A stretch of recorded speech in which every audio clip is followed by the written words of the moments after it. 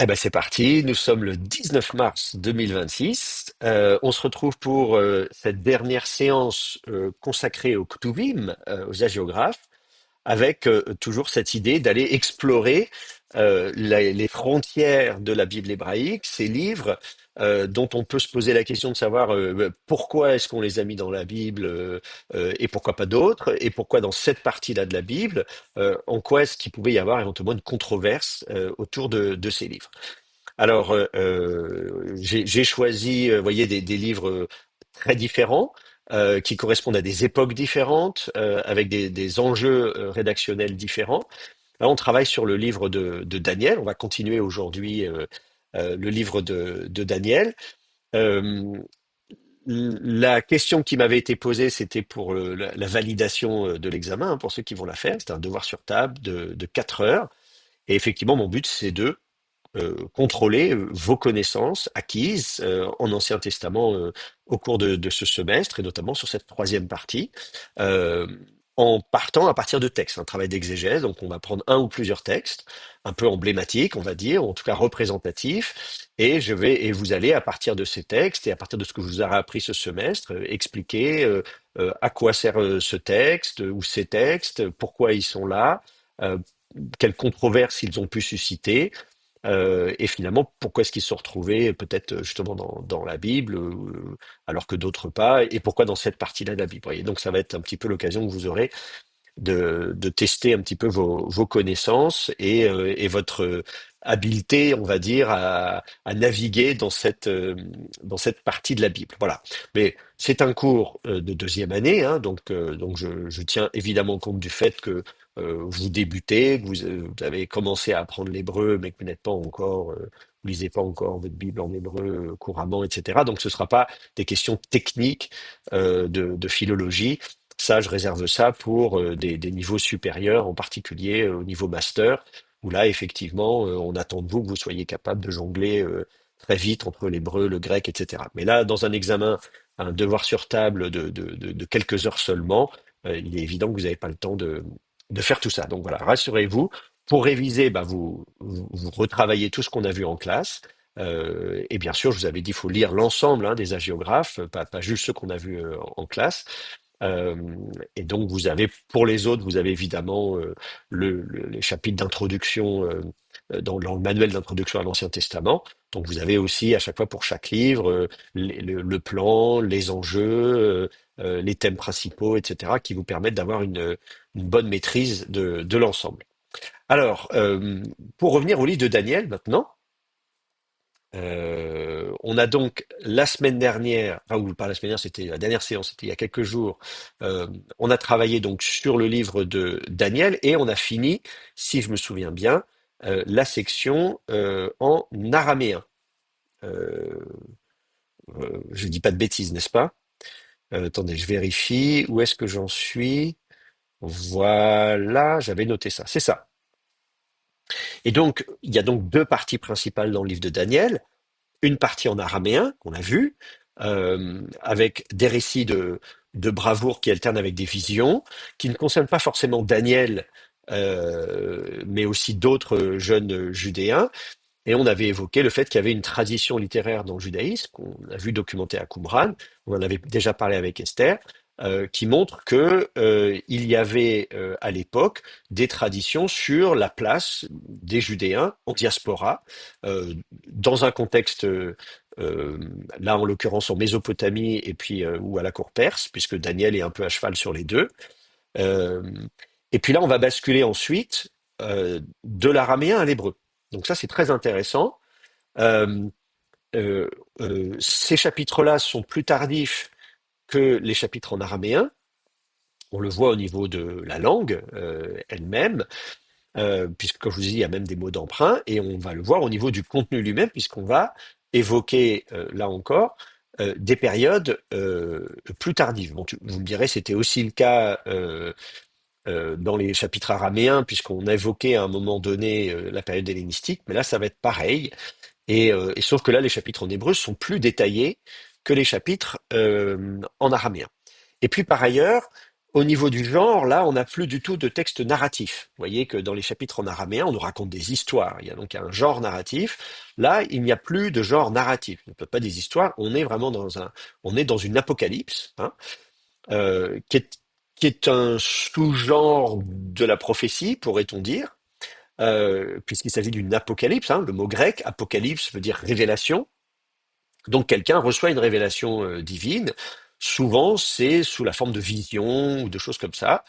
Euh, et puis, il y a souvent l'idée d'un intermédiaire. Il reçoit ces révélations, quelqu'un va lui apporter des révélations. Souvent, c'est un être divin, par exemple un ange. Ici, on va même avoir le nom de l'ange, puisqu'on va nous parler de Gabriel. Donc, vous voyez, quand vous êtes jusqu'au chapitre 7, euh, euh, euh, quand vous êtes au chapitre 7, donc vous avez donc euh, vous êtes encore en araméen, là, tout ça, voilà. Vous arrivez à la fin. Alors attendez, que je dise pas de bêtises. Voilà, vous arrivez à la fin du chapitre 7, c'est ce qu'on a vu la dernière fois. On est encore en araméen, et puis ensuite vous basculez au chapitre 8, Bisnat Shalosh, les Malchut Belshazzar, et là vous êtes euh, vous rebasculez en hébreu. Euh, Et donc, dans la traduction française, ça ne se voit pas, hein. C'est ça qui est intéressant.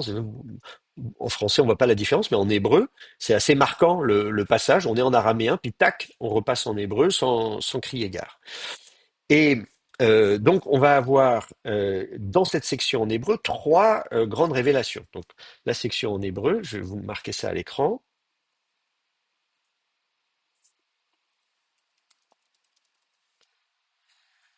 Deuxième partie du livre de Daniel, donc en hébreu. Vous allez avoir trois parties, donc, comme je disais. Vous allez avoir une première révélation au chapitre 8. Alors attendez, où est-ce que j'ai noté ça? Écoute, je sors mes... Voilà, ici. Voilà. Donc, vous avez donc, trois parties. Vous avez le chapitre 8. Ensuite, vous avez le chapitre 9, et là vous avez Gabriel, hein, qui apparaît, avec une première révélation. Ensuite, vous avez au chapitre 9 une autre révélation, donc c'est la deuxième révélation, la deuxième apocalypse si vous voulez. Et puis enfin, vous allez avoir une troisième partie, qui est là vraiment beaucoup plus grosse, puisqu'elle fait trois chapitres. C'est, on pourrait dire, la révélation finale. Voilà. Euh, alors regardons dans le détail ce qui se passe. Au chapitre 8, on nous dit que il a donc cette vision. Donc vous avez vraiment là, c'est pour ça que je vous dis qu'on est vraiment dans la caractéristique de l'apocalypse. Un visionnaire, on voit quelque chose et il dit à un moment donné, il va avoir cette vision et après on va avoir l'explication de la vision. Alors dans cette vision elle-même, on retrouve des choses qu'on avait déjà vues en araméen puisque vous allez avoir des symboles avec des animaux. Il y a un bélier qui a deux cornes, l'une est plus haute que l'autre. Donc, vous voyez, on voit cette symbolique à laquelle on est habitué. Euh, et il y a un autre animal qui est un bouc.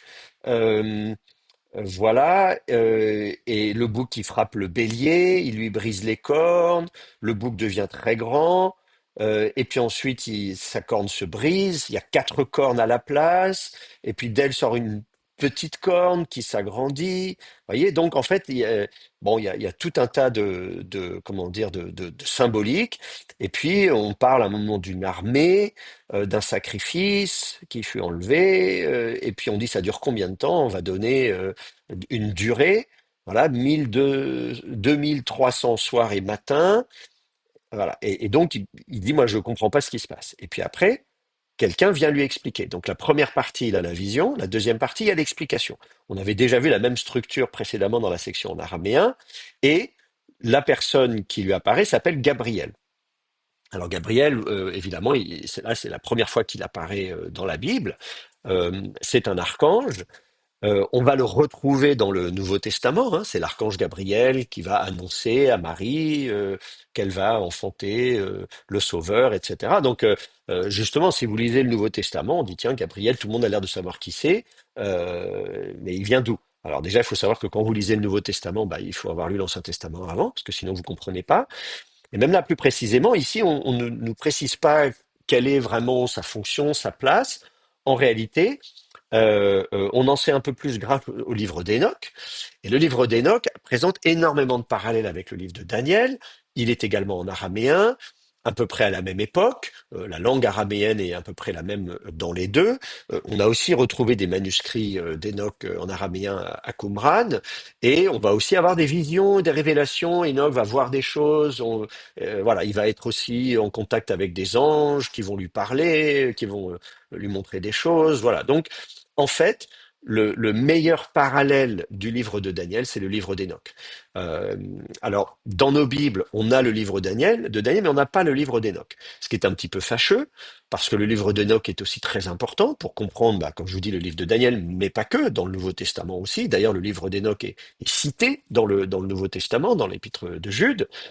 Donc en fait, le livre d'Enoch, il aurait pu aussi figurer dans nos Bibles. Et d'ailleurs, il figure dans la Bible de l'Église orthodoxe d'Éthiopie. C'est la seule Église qui a canonisé le livre d'Enoch. Et vous voyez, quand je vous dis qu'on est aux frontières de la Bible hébraïque, on se dit, tiens, pourquoi on prend Daniel et pas Enoch, et pourquoi pas l'inverse? Et vous voyez, alors que les deux, finalement, vont assez bien ensemble. Et dans le livre d'Enoch, on vous explique que c'est un chef des anges, Gabriel, et qu'il n'est pas tout seul, puisqu'on vous explique qu'il y a quatre chefs des anges, et notamment avec à leur tête l'archange Michael en hébreu, et qu'on va également retrouver justement dans le livre de Daniel, comme par hasard. Donc ça veut dire que dans le livre de Daniel, on a la même croyance, on est dans le même cadre religieux. D'abord, on croit en l'existence des anges et des archanges, voilà, ce qui n'est pas forcément le cas de toutes les branches du judaïsme à l'époque. Et non seulement on croit qu'ils existent, puis on croit qu'ils ont des noms, et on connaît leurs noms, et donc on est dans les mêmes milieux. Donc vous voyez, les milieux de rédaction de Daniel et d'Enoch, c'est les mêmes. Donc si vous voulez comprendre comment pensent ces gens à l'époque, bah, c'est bien de regarder l'ensemble de la littérature et des textes qui vont mobiliser. Alors donc ici, dans cette vision, alors vous allez euh, ces animaux, bon, je ne vais pas rentrer dans le détail parce qu'en fait, on va retrouver, comme à chaque fois, l'histoire des royaumes qui se succèdent. Vous savez, vous avez les Mèdes et les Perses, et puis après, euh, l'animal qui vient prendre la place. Bien sûr, on pense à Alexandre le Grand, et puis les quatre cornes qui, à sa place, c'est la division du royaume d'Alexandre le Grand, hein. Donc ça, on en a déjà parlé. Vous allez retrouver la même chose. D'ailleurs, ici, l'explication, elle est, j'ai pas besoin de la chercher très loin, puisque justement, il lui donne l'explication. Il lui dit, le bélier que tu as vu avait deux cornes, ce sont les rois de Médie et de Perse. Donc, l'empire perse, effectivement, est un empire qui se construit avec un roi perse, Cyrus, par exemple, enfin en l'occurrence, qui va aussi devenir roi de Médie. Et donc, il va effectivement rassembler les Mèdes et les Perses pour faire un grand empire. Et puis, il va conquérir aussi la Babylonie, euh, il va même conquérir l'Égypte, etc. Donc, il va faire un énorme empire. Cet empire perse, achéménide, va durer 2 siècles. Et après, il y aura la conquête éclair d'Alexandre le Grand, ce Macédonien, qui va donc conquérir tout cet empire, mais qui va mourir très jeune. Et ensuite, il va laisser donc, voilà, et ses compagnons vont se battre après pour devenir roi à la place ou empereur à la place d'Alexandre le Grand, et ça va donner naissance à d'autres royaumes. Je vais y revenir parce qu'il y a d'autres visions plus détaillées, notamment au chapitre 11. Donc voilà. Ensuite, vous passez au chapitre 9. Vous avez, de la même manière, euh, eh bien, une autre vision constitue précisément à l'époque de Darius, fils de Xerxès, de la dynastie Mède, etc., qui était devenu roi du royaume des Chaldéens. Donc on se dit, bah oui, on voit effectivement comment ces empires se construisent. Et ce qui est très intéressant dans ce chapitre 9, c'est que, bon, on va retrouver Gabriel, l'archange Gabriel, mais on va aussi parler des 70 semaines. Et donc, on parle explicitement de Jérémie. Donc ça, c'est super intéressant parce qu'on fait référence au livre de Jérémie, qui est un autre prophète que Daniel, et on en parlait la dernière fois, c'est que Jérémie, lui aussi, il a vécu à l'époque de l'exil à Babylone. Donc normalement, ils sont de la même génération, d'une certaine manière, c'est des contemporains. Jérémie devait être un peu plus âgé que Daniel, mais Daniel, on nous dit qu'il a été emporté par Nabuchodonosor vers 605 avant notre ère. Le prophète Jérémie était déjà en activité à cette époque-là. Donc Jérémie pouvait être adulte et Daniel adolescent ou j'en sais rien, ou enfant. Mais en tout cas, vous voyez, ils ont vécu à la même époque. Et donc là, on se dit que Daniel en fait connaît la prophétie de Jérémie qui parle de 70 ans euh, comme autant de sabbats d'année, donc puisque le peuple avait été infidèle et donc durant toute la période monarchique n'avait pas respecté les sabbats d'année, donc un an tous les 7 ans, eh bien pendant un demi-millénaire, hein, la période monarchique du royaume d'Israël et de Juda, ça couvre à peu près la première moitié du premier millénaire avant notre ère. Eh bien donc, on dit bah très bien, puisque c'est comme ça, eh bien la terre va rester en friche pour rattraper les sabbats d'année, et donc on annonce une sorte d'exil qui va durer 70 ans. Alors dans les faits, la destruction du temple, c'est vers 587 et l'édit de Cyrus, c'est vers 539. Donc vous voyez, on est plutôt sur une cinquantaine d'années que sur 70 ans, sauf que bon, après, voilà, à la louche, c'est un chiffre symbolique, évidemment, 70, c'est le chiffre 7, voilà, bon, qui est le chiffre divin. Mais ça dépend aussi quand est-ce que vous commencez, parce que si vous dites que Daniel, lui, il est parti déjà en 605, ah bon, bah alors il est parti déjà une vingtaine d'années avant la destruction du temple, et donc voilà, on pourrait commencer à compter comme ça. Donc selon la façon dont vous comptez, vous pouvez vous retrouver sur vos pieds, vous pouvez retomber sur vos pieds, c'est pas voilà, c'est pas très très grave. Et en tout cas, lui, ce qui l'intéresse, c'est de dire, mais alors du coup, ici, euh, il s'interroge sur l'accomplissement de ces 70 années. Et donc, du coup, euh, regardez au verset 21, puisqu'il prie, et donc Gabriel vient lui répondre, hein. Il dit, mais alors finalement, voilà, moi j'aimerais bien la restauration de Jérusalem, etc. Moi-même, j'ai été emmené comme ça à Babylone. Bon, voilà. Maintenant, on est à l'époque perse. Donc, euh, qu'est-ce que ça donne tout ça? Et donc, effectivement, au verset 25, on nous dit, depuis qu'a été émise la parole disant de rétablir, de rebâtir Jérusalem, on dit, voilà, effectivement, on annonce, c'est le fameux édit de Cyrus, eh bien, on nous parle d'un chef qui a reçu l'onction. Alors, c'est le terme en hébreu, c'est le terme Mashiach, hein, vous l'avez ici, hein, Ad Mashiach. C'est le Messie, hein, ce qu'on appelle le Messie, c'est un terme qui donc un adjectif, hein, Mashiach, ça veut dire oint littéralement. Hein, quand vous savez, un onguent, c'est de l'huile, hein, vous versez de l'huile et puis ça. Alors c'est pas un produit cosmétique, hein, là c'est symbolique. C'est l'onction, elle servait justement comme geste symbolique pour montrer l'élection divine, qu'on n'est pas à la tête du peuple de son propre chef, mais que c'est Dieu qui nous a choisis. Donc on va oindre un roi ou un prêtre ou un prophète, voilà. Et donc là, il s'agit du grand prêtre. Et ensuite, on nous dit qu'il faut attendre, il y a donc 7 semaines, 62 semaines, ce qui fait un total de 69 semaines. Et puis après, on explique qu'il va y avoir donc qu'un homme ayant reçu l'onction, donc c'est encore un messie, donc un autre grand prêtre qui sera retranché, il y aura personne, et on dit qu'il y a quelqu'un qui va venir détruire la ville et le sanctuaire. Sa fin arrivera dans un déferlement, et là on parle de dévastation. Bon, alors là, on se dit, oh là là, c'est la catastrophe, qu'est-ce qui se passe? Alors dans le contexte, quand vous faites le calcul, en fait, on annonce non seulement il y a le rétablissement de la ville de Jérusalem, donc ça c'est au début de l'époque perse, vous avez les 2 siècles, grosso modo, d'époque perse, puis les conquêtes d'Alexandre le Grand, puis ensuite vous avez la période hellénistique, parce qu'après Alexandre le Grand, donc son empire va se diviser, et notamment la Judée sera prise entre la Syrie et l'Égypte. Il y aura une dynastie qu'on appelle les Séleucides en Syrie et les Lagides en Égypte, qui vont souvent se faire la guerre. Et donc Jérusalem va être un peu entre les deux, et il va y avoir des enjeux de pouvoir. Il n'y aura pas de roi à Jérusalem. Le grand prêtre va assurer le rôle de représentation du peuple, hein. On dit qu'il est prostatès en grec. Donc il représente le peuple. Et on nous dit au verset 26 que bah, le grand prêtre, il va être retranché. Alors, dans le contexte, il s'agit du grand prêtre Onias III, puisqu'on nous raconte, alors ça, il faut aller voir dans le livre des Maccabées, mais je peux vous le montrer. Attendez, on va regarder ça ensemble, parce que vous n'avez peut-être pas beaucoup l'habitude de lire le livre des Maccabées, qui est dans les Bibles, dans des Bibles chrétiennes, mais pas dans les éditions protestantes modernes. En fait, ce qu'on nous raconte, c'est que, vous voyez, on nous dit que Jason, le frère d'Onias, donc ça c'est Onias III, usurpa le pontificat, ayant promis au roi, au cours d'une entrevue, 360 talents d'argent et 80 talents à prélever sur quelque autre revenu. Donc, on vous explique que Onias III est le grand prêtre, mais que son frère veut devenir le grand prêtre.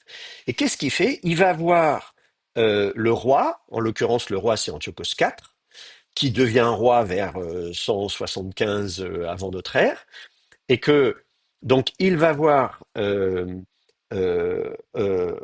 Antiochos IV et lui dit, moi j'aimerais être grand prêtre, que tu me nommes grand prêtre, et voilà une somme d'argent. Donc il est prêt à payer, à acheter le pontificat. Et donc du coup, bah, Antiochos IV, il est content, il dit, bah oui, très bien, je te nomme grand prêtre des Judéens, et hop, et on chasse Onias III.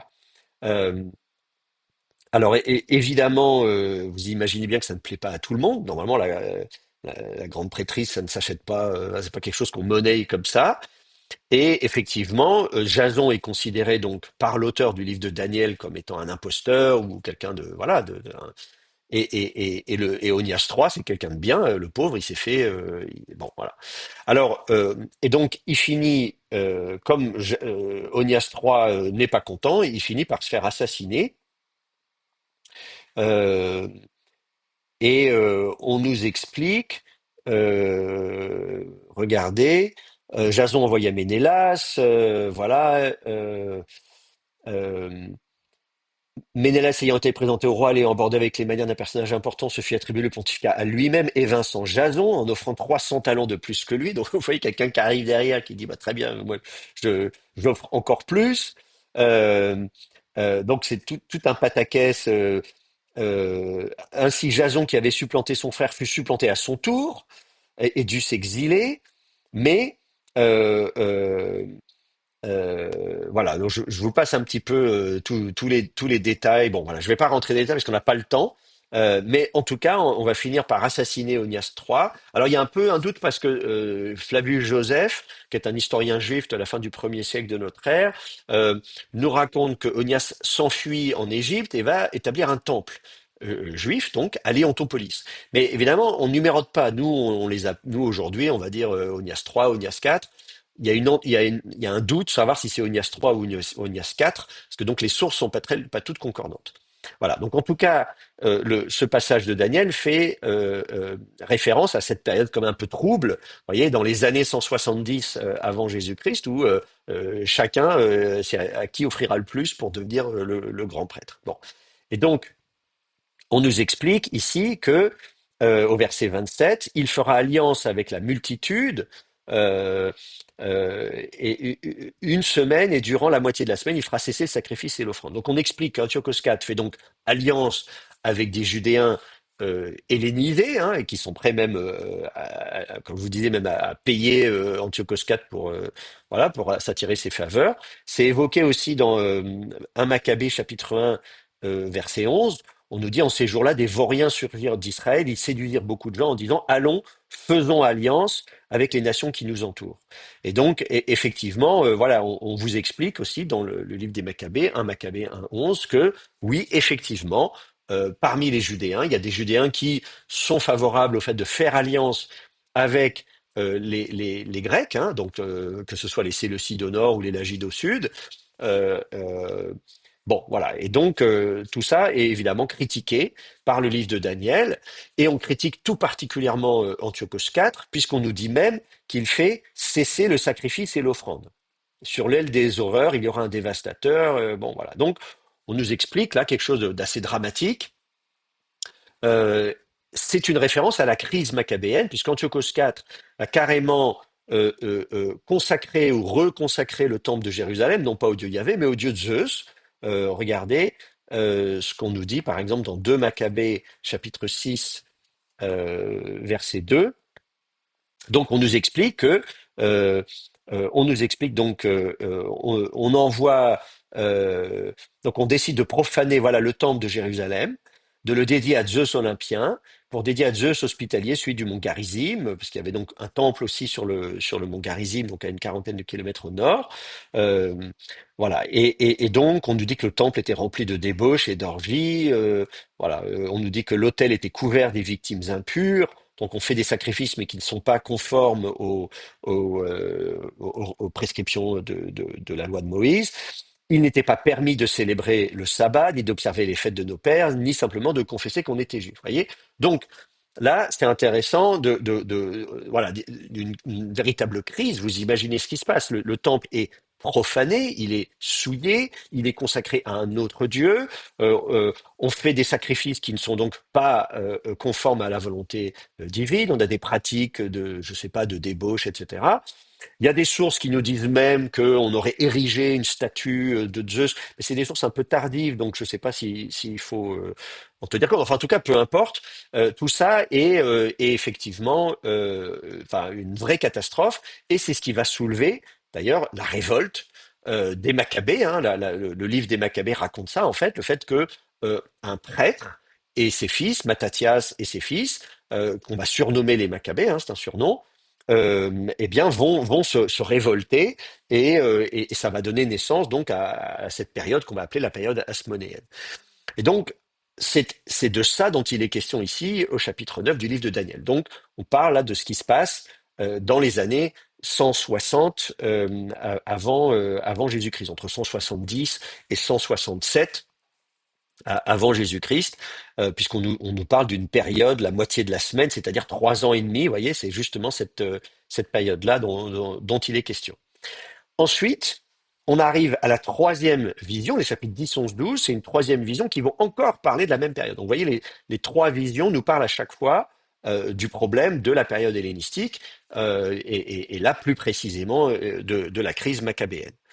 Alors, ces 3 chapitres, hein, 10, 11, 12, c'est une grande vision finale, beaucoup plus grosse donc que les autres sections.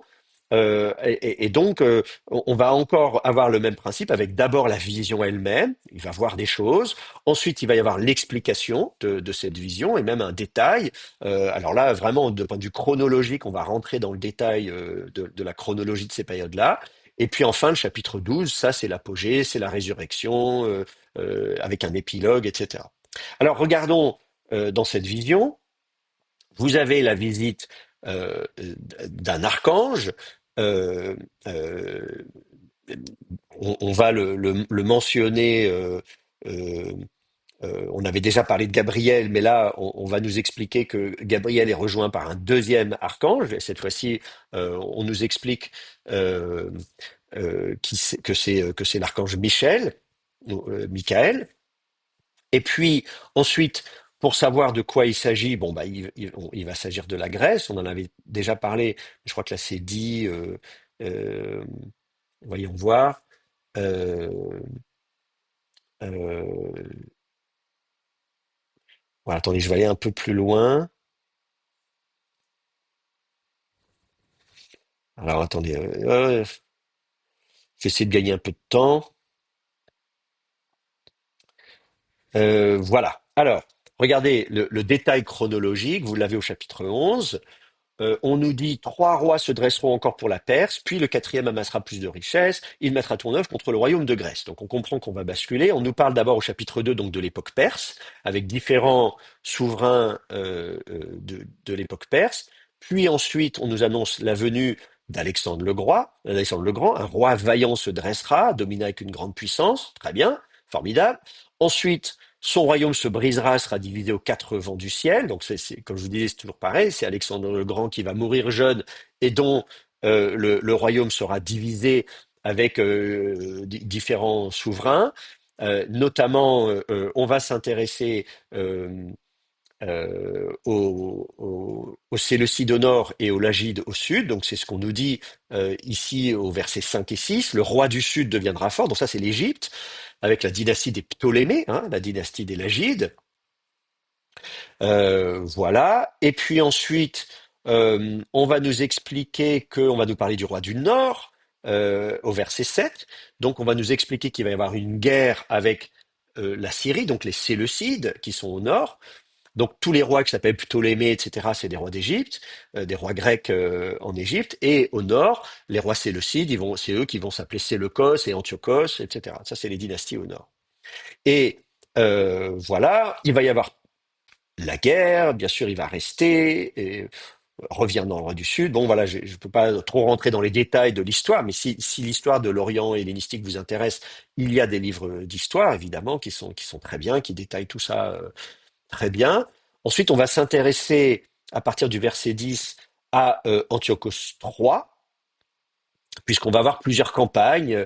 On nous explique qu'il va faire une première campagne d'Égypte jusqu'au verset 12. Euh, Ensuite, on nous explique qu'il va, à verset 13, revenir. Donc, il y a une deuxième campagne. Hein, donc, Antiochos III, donc le roi Séleucide, va retourner en Égypte pour une deuxième campagne militaire euh, jusqu'au verset 15. Et puis ensuite, on nous explique qu'il va triompher. Voilà, donc il va gagner. Alors, historiquement, il y a 5 guerres, voilà, entre les Séleucides et les Lagides. Hein, donc, c'est assez classique. Euh, donc on nous explique son triomphe, formidable, voilà. Et puis finalement, malheureusement, à la fin, voilà, et ça chute, il trébuche, il tombe, on le trouve plus. Bon, ça c'est Antiochos III. Alors Antiochos III, je peux vous mettre quand même vous mettre quelques noms et dates à l'écran pour vous ayez des repères un peu chronologiques. Antiochos III, on est de 223 à 187 environ. Les dates, hein, on n'est jamais à une année près, hein, c'est toujours voilà. Et puis ensuite, après Antiochos III, on va passer à Séleucos IV, dont on va parler au verset 20, pas très longtemps. Celui qui le remplacera fera venir un tyran, bon, blablabla. Donc ça, c'est Séleucos IV. Vous voyez, on rentre dans les détails de cette dynastie séleucide, entre 187 et 175. D'accord? Et puis ensuite, celui dont on va parler, son successeur, c'est Antiochos IV. Alors c'est pareil, hein, on les numérote, mais en fait des Antiochos, il y en a plein. Et des fois, à un moment donné, on est obligé d'en glisser un parce qu'on s'est rendu compte qu'il y en a un autre qui portait le même nom, mais qui n'a pas régné. Et donc soit on décale tous les numéros, mais on s'embrouille, soit on est obligé de faire des numéros bis. Voilà, donc c'est toujours un peu compliqué quand on fait les... Voilà, mais donc moi je garde la numérotation traditionnelle. Antiochos IV. Et lui, on va s'intéresser à lui. Donc lui, il est de 175 à 164. Donc c'est celui qui est particulièrement problématique puisque c'est lui qui va donc consacrer le temple de Jérusalem à Zeus, etc. Donc c'est lui aussi qui va à qui on va verser de l'argent pour acheter la grande prêtrise, etc. Bon. Euh, donc, lui, on va parler de lui, on va s'étendre sur une vingtaine de versets, hein, un homme méprisable, vous voyez, on dit c'est lui. Euh, et donc, il va s'emparer des royaumes. On va parler d'abord donc de son ascension, de la façon dont il va prendre le pouvoir, et bien sûr qu'il va vouloir des biens, des richesses. Voilà, donc c'est quelqu'un qui aime l'argent manifestement. Il va faire des campagnes militaires contre l'Égypte, là encore, hein, comme d'habitude. On va attaquer donc les Ptolémées, hein, la dynastie des Lagides en Égypte.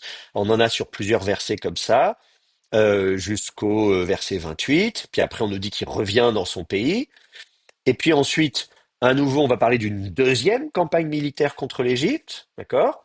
Euh, mais on nous dit attention, pour la deuxième campagne, les choses ne se passent pas comme la première fois, puisque c'est dans le cadre de cette campagne militaire que il va persécuter les Judéens. Et on nous dit qu'il va donc faire apostasier, hein, profaner le sanctuaire, supprimer le sacrifice, euh, euh, apostasier, voilà. Et donc, c'est l'époque où on dit on n'a plus le droit de pratiquer le sabbat, on fait etc. Enfin voilà, donc le judaïsme est pratiquement interdit finalement d'une certaine manière. Et donc voilà, donc ça c'est vraiment la catastrophe, ce qui va susciter la révolte des Maccabées. Et voilà, et on nous explique bon, que le roi, bien sûr, va s'élever, il dira des choses inouïes contre Dieu. Voilà, donc il a effectivement un triomphe, mais un triomphe en mettant un roi mauvais, et surtout un orgueil, puisque il se glorifie au-dessus, etc. Et là, on retrouve des thématiques qu'on avait déjà dans la section araméenne, où on nous expliquait que, vous vous souvenez, le rêve, les deux rêves, avec le tronc qui, enfin l'arbre qui est coupé parce que le roi était orgueilleux, et puis l'autre rêve, pas parce qu'il n'est pas un rêve d'ailleurs, c'est qui est le doigt qui est écrit sur le mur, voilà. Et donc dans les deux cas, avec ces rois qui sont orgueilleux, et donc que Dieu va punir. Donc on retrouve la même thématique. Et on nous explique que il va avoir une dernière campagne militaire qui va mal se passer, euh, enfin, disons qu'il va d'abord, dans un premier temps, bien se passer, mais finalement, il arrivera à sa fin sans que personne vienne à son secours. Bon, voilà. Donc ça, c'est la chute. Et puis, on se dit très bien, mais alors qu'est-ce qui se passe? Et là, on nous dit, en ce temps-là, donc se dressera Michel le Grand Prince, celui qui défend. Donc là, on retrouve l'archange Michel, et donc, on a une prophétie eschatologique de la fin des temps, le peuple échappera, et donc ça va être la victoire finale. Alors là, on se rend compte que d'un seul coup, on a beaucoup moins de références chronologiques, donc on n'est pas aussi précis, donc ça veut dire que on écrit à une période où les événements ne se sont pas encore produits. Vous voyez, quand on écrit à une période où on peut détailler assez bien les règnes donc des différents rois, Antiochos III, Séleucos III, Antiochos IV, vous voyez, ça, on a une bonne visibilité. Et puis après, là, on est dans l'eschatologie après. Donc, c'est-à-dire que l'auteur, là, après, il dit, voilà, je vais vous raconter ce qui va se passer à la fin des temps. Bon, donc, et là, d'un seul coup, on n'a plus de référence chronologique ou historique précise. Donc, ça donne l'impression qu'effectivement, celui qui est écrit, il est à cette époque-là précisément. Voilà. Alors après, bon, il y a dans ce passage eschatologique, il y a une épiphanie. Voilà, on dit je vis deux hommes debout. Voilà, donc ils sont vêtus de fin lin. Euh, et donc ils sont, ils annoncent finalement la fin des temps. Ils discutent entre eux pour annoncer la fin des temps. Euh, et donc, voilà, les paroles sont scellées jusqu'au temps de la fin. Donc, c'est pour ça que je dis c'est l'eschatologie. Là, on comprend qu'ensuite, c'est la fin des temps. Et la fin des temps, c'est précisément l'époque de la crise maccabéenne. Donc, on explique que l'arrivée des Maccabées, bah, c'est le salut. C'est voilà, donc le sauveur à la fin des temps. Finalement, ça correspond à cette époque-là. Donc, évidemment, tout ça, ça nous fait penser à ce qu'on lit dans l'Apocalypse de Jean, puisqu'on a aussi, voilà, comment dire, des prophéties de ce type-là. Mais je vais y revenir dans un instant, avant de discuter du Nouveau Testament, de l'Apocalypse de Jean. Euh, euh, il faut d'abord un peu faire le point sur ce qu'on peut comprendre donc de la datation à partir du livre de Daniel. Si on veut dater la rédaction du livre de Daniel, parce que là on arrive à la fin du livre de Daniel, en tout cas en hébreu, pour la version grecque c'est autre chose, mais pour ce qui est de la version hébraïque, enfin hébraïque et araméenne du coup du livre de Daniel, on comprend donc vous avez, comme je vous disais, il y a le noyau en araméen, cette section araméenne qui est centrale, la deuxième partie qui est en hébreu, et puis le chapitre d'avant en hébreu, qui est certainement une façon voilà, d'encadrer la section araméenne par de l'hébreu. Et la question, c'est de se dire à quel moment on a ça. Alors quand on parle de la datation, la rédaction des livres de la Bible, là encore, la tentation et la solution de facilité, c'est de dire tel livre a été écrit à telle époque, comme s'il y avait un auteur qui a écrit à une époque donnée.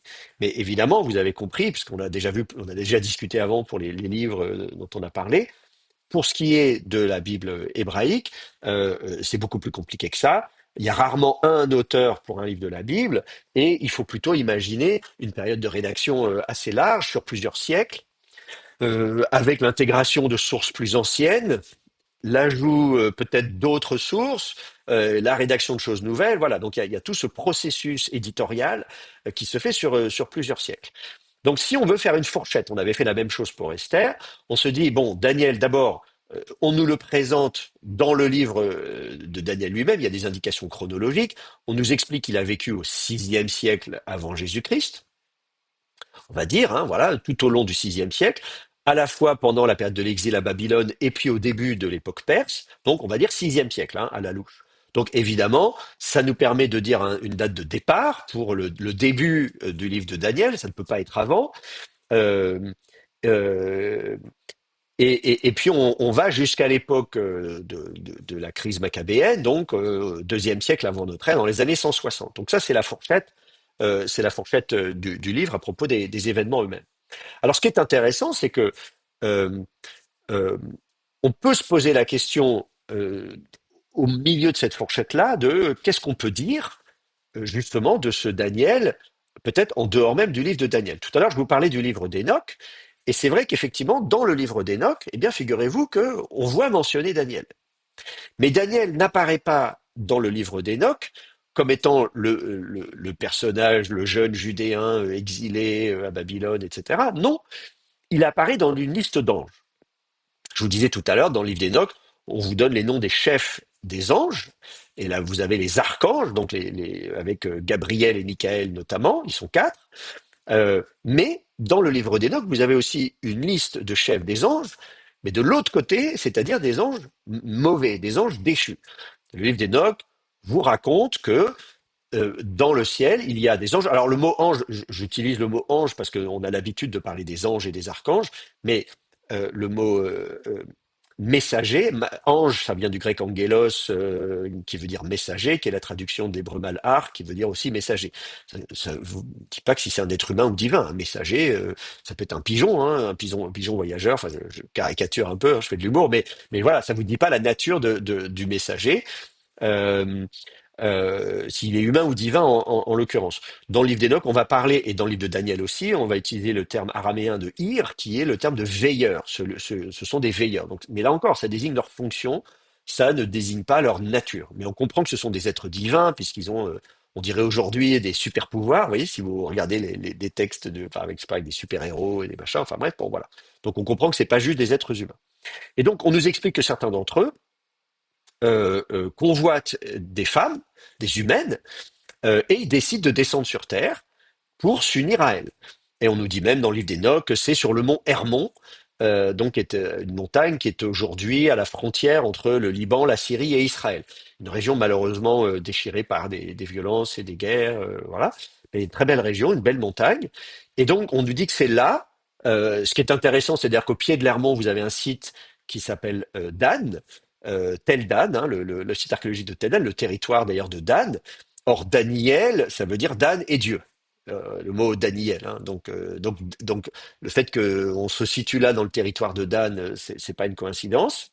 Euh, et donc, on nous explique que ils prêtent serment en disant voilà, on va s'unir à des femmes, et ils le font, et ça donne naissance aux géants. Alors, cet épisode, vous avez quelques échos dans la Bible, dans Genèse au chapitre 6, le tout premier verset de la Genèse, qui vous parle un petit peu de ça, mais sans rentrer dans les détails. En fait, dans le livre d'Enoch, vous avez la liste des chefs de ces anges déchus. Ils sont 20.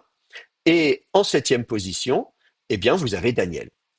Et donc, Daniel apparaît comme l'un des chefs des anges déchus euh, dans le livre d'Enoch. Alors évidemment, comme je vous disais, c'est pas le même Daniel. Du coup, on se dit ah bah non, puisque en plus dans le livre d'Enoch, Daniel c'est pas un personnage. D'abord, c'est pas un être humain, c'est un être divin, c'est un ange déchu. Et puis voilà, c'est un méchant dans l'histoire puisque c'est un ange déchu. C'est pas quelqu'un, c'est pas le héros.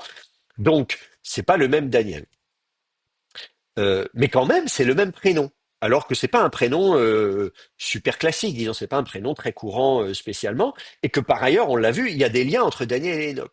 Donc on peut quand même se poser la question de savoir est-ce que c'est une coïncidence.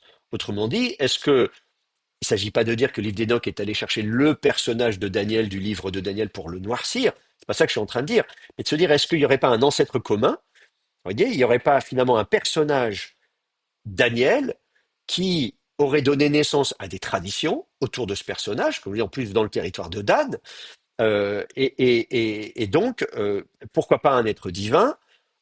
D'ailleurs, les autres chefs des anges déchus ont aussi des noms, renvoient aussi à des noms de divinités du Proche-Orient ancien, et donc des êtres divinisés. Et qu'est-ce qu'on fait de ces traditions-là?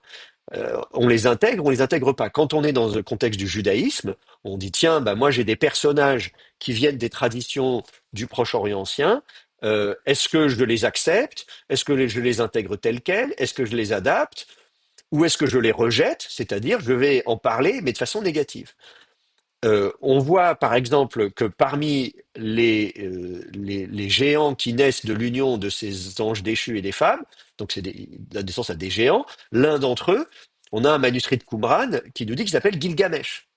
Et donc Gilgamesh, c'est aussi un héros mésopotamien, donc qui est très connu en Assyrie, en Babylonie, et qui est aussi un être humain divin, qui veut d'ailleurs devenir immortel, qui va se frotter aux dieux, etc. Donc c'est un grand classique, on va dire, de la mythologie mésopotamienne, et donc un être divin aussi. Qu'est-ce qu'on fait de ce Gilgamesh, nous Judéens? Vous voyez, on est à Babylone, on nous raconte toutes ces histoires-là. Est-ce qu'on y croit? Est-ce qu'on va vénérer Gilgamesh comme étant un dieu? Eh ben non, dans le livre d'Enoch, enfin c'est pas dans le livre d'Enoch, c'est dans le livre des géants, mais qui est issu du livre d'Enoch, on nous dit, oui, oui, oui, Gilgamesh on connaît, on ne nie pas l'existence de Gilgamesh, on dit, mais en fait, Gilgamesh, il est né de l'union d'un ange déchu et des femmes. Et donc, Berk, c'est très mal, donc nous, on n'en veut pas. Voyez. Donc c'est une façon de dire, oui, oui, on prend ce personnage, on l'intègre, et on le rejette. Et donc, on peut se poser la question pour Daniel. Alors, est-ce que le fait que Daniel se retrouve aussi dans le livre d'Enoch comme étant un ange déchu, est-ce que ça fait allusion à des traditions liées à un personnage de Daniel qui serait plus ancien? Eh bien oui, figurez-vous que on a découvert des textes à Ougarit, donc c'est un site en Syrie, euh, qui nous parle justement d'un personnage qui s'appelle Daniel. Alors bon, on va pas passer beaucoup de temps dessus. Je vais juste vous montrer ça rapidement à l'écran. Voilà, on va pas perdre trop de temps avec ça, mais quand même. Alors, je vais vous montrer une édition française bah, je vais vous montrer d'ailleurs le livre dont il s'agit. Je vais vous le mettre à l'écran. Donc, c'est dans la collection de la LAPO, c'est une collection qui s'appelle Littérature ancienne du Proche-Orient, aux éditions du Cerf, en 1974. Donc, cette édition a été préparée à l'époque par André Cacot, euh, euh, qu'on connaît bien à la faculté de théologie protestante, évidemment, il était protestant. Euh, voilà, donc vous avez des éditions. Dans le premier tome des textes ougaritiques, vous avez une édition française. Et si vous allez chercher, alors attendez, euh, il faut que je trouve. euh, oui, alors c'est beaucoup plus loin. Alors, il va falloir que je trouve. Mince. Peut-être attendez que je regarde rapidement à la fin le sommaire. J'espère qu'on va avoir un sommaire à la fin. Voilà. Et on va vous parler. C'est où alors? Là, 399. Donc, vous allez voir page 399.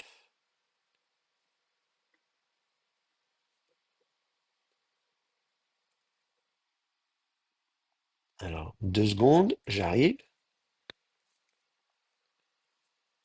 Voilà, on vous parle de la légende de Daniel. Alors ici, ils ont vocalisé Danel. En ougaritique, il n'y a pas de voyelle, hein. Donc en fait, c'est la même. Vous avez Dalet, Nun, Aleph, Lamed. Hein, c'est les 4 mêmes lettres qu'en hébreu. Donc, je pourrais vous dire, si ça vous intéresse, pourquoi ils ont vocalisé Daniel plutôt que Daniel. Euh, mais d'abord, regardez un peu à quoi ça ressemble, hein. Donc, vous avez un récit mythologique. On nous dit que c'est un l'homme de Harnam. On nous raconte euh, euh, que il a une tunique, que tous les jours il va faire un rituel, que le dieu Baal va intercéder, parce qu'en fait Daniel il veut une postérité. Bon, il n'a pas d'enfant. Voilà, c'est ça son problème. Il n'a pas d'enfant, ce qui est assez classique, hein. Vous voyez dans la Bible c'est pareil. Abraham, pourquoi on s'intéresse au personnage d'Abraham? Il n'a pas d'enfant. Voilà, donc c'est assez classique. Et donc du coup le dieu Baal intercède auprès du dieu El. Donc tout ça, c'est des dieux évidemment que vous retrouvez aussi dans la Bible. Et puis il va le bénir. Et puis euh, il va lui arriver ensuite. Donc on va lui annoncer la naissance de son fils. Donc il est très content. Il va faire un banquet. Euh, il va recevoir un arc. Après, il va avoir des ennuis. Donc, il a son fils, donc Akat, à qui il confie son arc. Bon, voilà. Puis, il va lui arriver tout un tas de mésaventures. J'ai pas le temps de regarder ça aujourd'hui avec vous, si vous voulez. Je peux pas trop m'étendre là-dessus.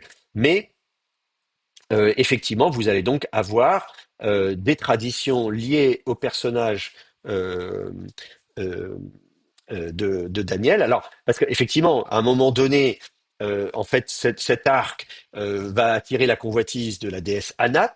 Et donc, qui va lui demander l'arc, il refuse, elle lui offre la vie éternelle en échange de son arc. Enfin bref, bon, finalement, Anat est furieuse, elle va se plaindre auprès du dieu El, qui va l'autoriser à se venger. Et donc, Akkad va mourir, etc., etc. Bon, voilà. Et puis Daniel va, lui, il occupe par ailleurs des fonctions de juge. Il apprend le décès de son fils. Il est évidemment furieux. Il est attristé. Il va enterrer son fils. Il va maudire les lieux du drame. Il rentre chez lui. Il pleure. Évidemment, pendant 7 ans, on nous dit qu'il va pleurer la mort de son fils. Euh, voilà, bref, et puis après, sa fille veut venger la mort de son frère. Voilà, donc il y a toute une. Bon, c'est très intéressant. Bon, alors l'histoire, elle n'est pas complète, hein, parce que c'est des tablettes qui ont été cassées, donc on a malheureusement pas tout dans cette histoire. Mais je vous disais tout à l'heure, Gilgamesh, pour lequel on a toute une épopée, se retrouve à Qumran dans le livre des géants comme étant l'un des géants qui sont donc les descendants enfin les fils des anges déchus avec les femmes.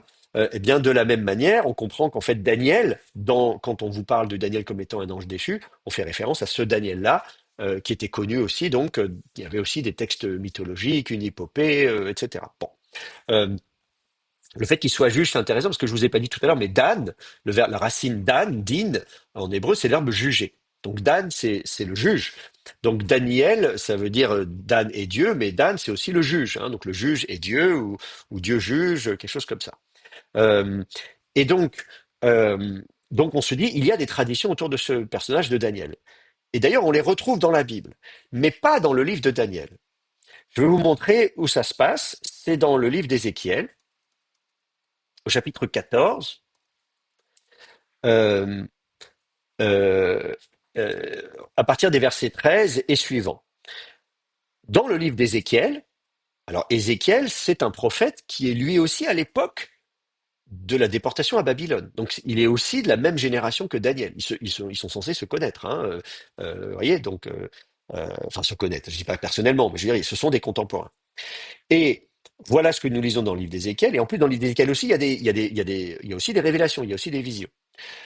Euh, si un pays pêche contre moi en commettant des sacrilèges, si j'étends ma main sur lui, si je lui retire le pain, si je lui envoie la famille, si j'en retranche les humains et les bêtes, et qu'il y ait au milieu de lui ces trois hommes, Noé, Daniel et Job, ceux-ci sauveraient leur vie par leur justice, déclaration du Seigneur Dieu. Donc là, on nous dit, voilà, quand bien même Dieu détruirait tout, il y en a trois qui pourraient réchapper à la destruction, Noé, Daniel et Job.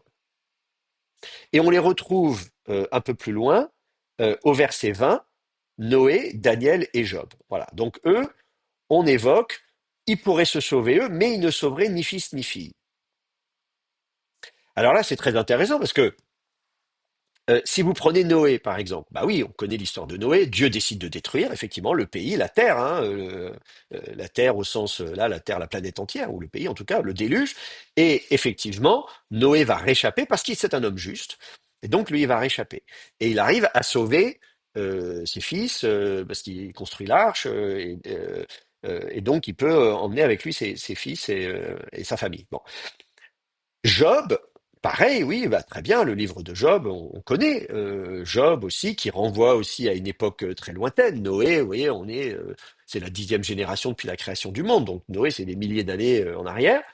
Job, on renvoie aussi à une époque patriarcale. C'est pas daté, on sait pas bien quand, voilà, bon. Mais aussi, il y a aussi, il est lui aussi, c'est aussi un homme juste. Hein, Dieu dit à Satan, regarde, t'as vu, il est juste, mon serviteur Job.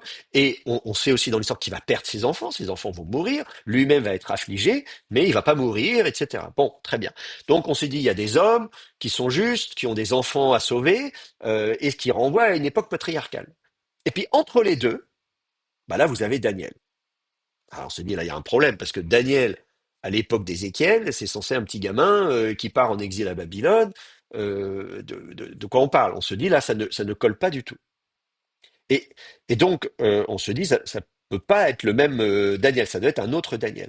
Et ben, sauf que si vous prenez justement le Daniel à Ougarit, dont on a parlé tout à l'heure, eh bien, on voit que, bah oui, c'est aussi un homme juste, qui est d'ailleurs même, qui a des fonctions de juge, il y a aussi des questions liées à ses enfants. Il n'a pas de fils, il va avoir un fils, et puis il a un fils qui va mourir, voyez.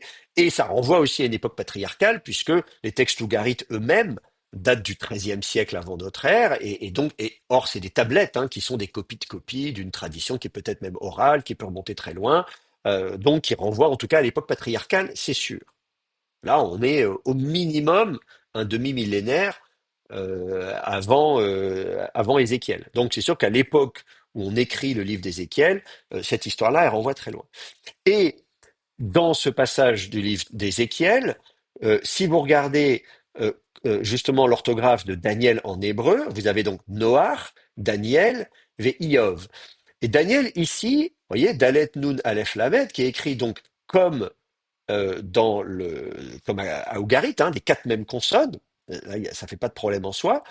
Sauf que, quand vous regardez dans le livre de Daniel lui-même, je retourne maintenant dans le livre de Daniel, si vous regardez en hébreu, on va nous parler de Daniel, voyons voir, chapitre 1er, verset 7.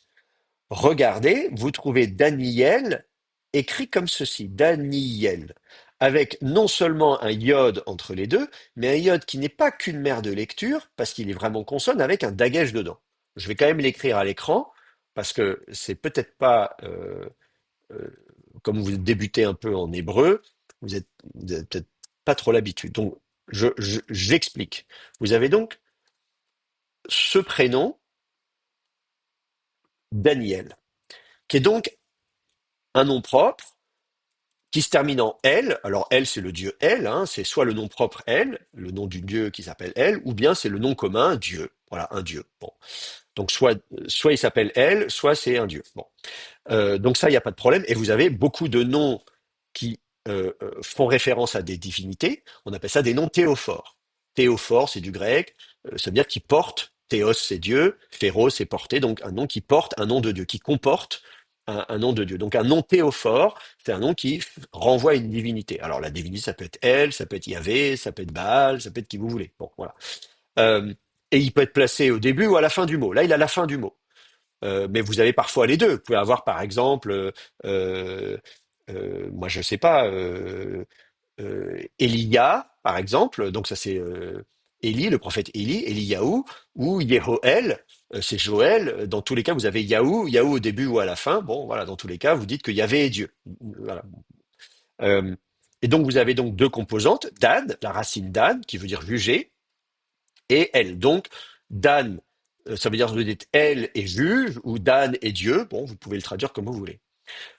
Vous avez donc, ça, il n'y a pas de problème, Dan, et puis elle, ça se vocalise comme ça. Entre les deux, vous collez les deux. En général, on met une voyelle de liaison. En hébreu, on met une voyelle de liaison. Cette voyelle de liaison, c'est un i ou un ou. Plutôt un i, parfois un ou. Donc, vous dites très bien, Daniel.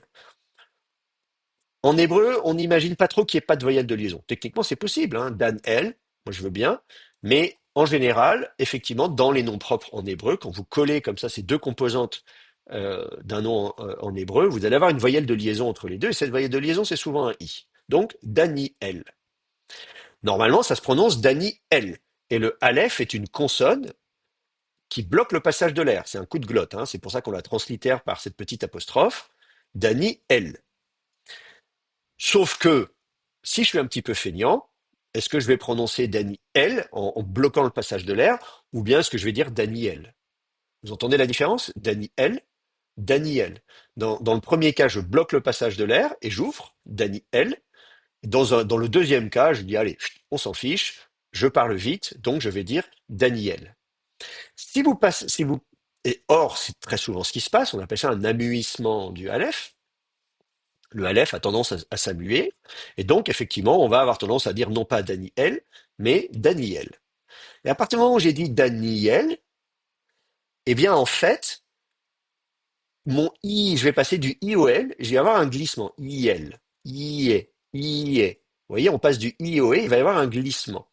Et là, on appelle ça une mouillure, ou une palatalisation, parce que ça se fait au niveau du palais, hein, le palais, c'est dans la bouche, là, c'est la partie qui est au-dessus, donc on va avoir un glissement.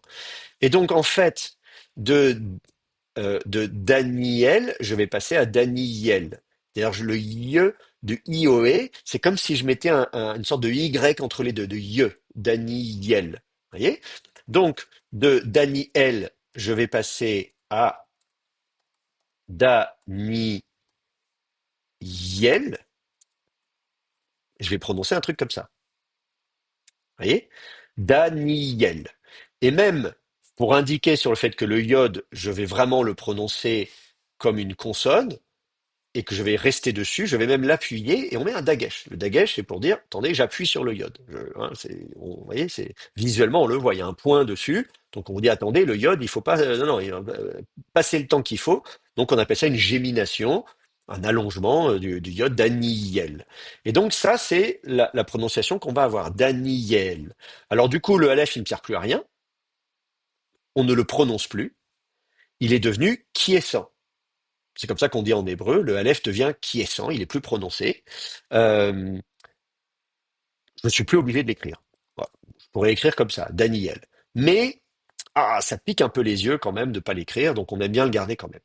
Mais il n'a plus rien, vous voyez, il n'est plus doté d'aucune voyelle, même pas d'un schwa, rien.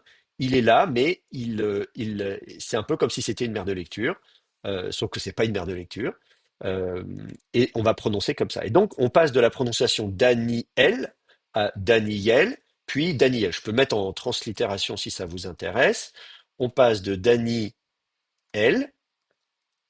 à Daniel, puis je vais mettre ça comme ça. Oui, oups, pardon, mince. Donc, on passe de Daniel à Daniel, puis à Daniel, carrément avec un dagesh. Vous voyez l'évolution. Bon, voilà. Donc ça, c'est l'évolution qu'on constate dans le livre de Daniel. Vous voyez ici où c'est écrit, vous l'avez ici, voilà, Daniel. Donc ça, c'est la vocalisation que vous voyez dans le livre de Daniel. Alors attention, cette vocalisation, elle est faite par les massorètes vers le 9e siècle après Jésus-Christ, hein. Donc on est quand même très très loin après. Je ne sais pas comment c'était prononcé euh, à l'époque justement de ces manuscrits, quelques siècles avant notre ère, vous voyez, au 6e siècle avant notre ère, ou au 13e siècle avant notre ère à Ougarit, c'était probablement prononcé Dani Ilou d'ailleurs, parce que en ougaritique, on avait des désinences casuelles. Euh, euh, Euh, C'est-à-dire, vous savez comme en allemand, bah oui en grec, bah, vous avez fait du grec, donc vous savez nominatif, accusatif, datif, etc. Donc en fait, dans des langues sémitiques comme l'arabe, l'akkadien, enfin, quand je parle d'arabe, je parle de l'arabe classique, hein, l'akkadien, l'ougaritique, on a des désinences casuelles. Donc vous mettez une voyelle à la fin qui vous dit si le mot est le sujet ou l'objet, etc. Donc en fait, probablement qu'à Ougarit, ça devait être prononcé quelque chose comme Dani Ilou ou quelque chose comme ça. Euh, voilà, je vais pas. Bon, je, je vais, je vais le noter si vous voulez. Je peux quand même. Je vais juste le mettre à l'écran euh, pour référence. Donc, à Ougarit, mince, j'ai écrit.